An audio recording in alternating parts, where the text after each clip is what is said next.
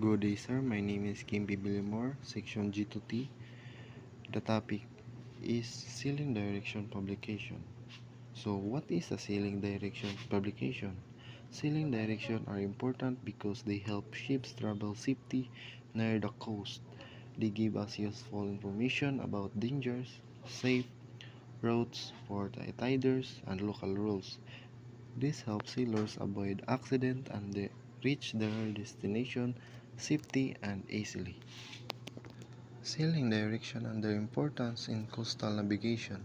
This guide gives helpful information for sailing the near coast. It includes details about landmarks, hazards, and port entries. Mariners use it to safely travel close to the land and reach ports without problems.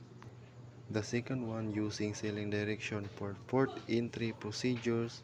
Sailing direction helps ships enter port safety.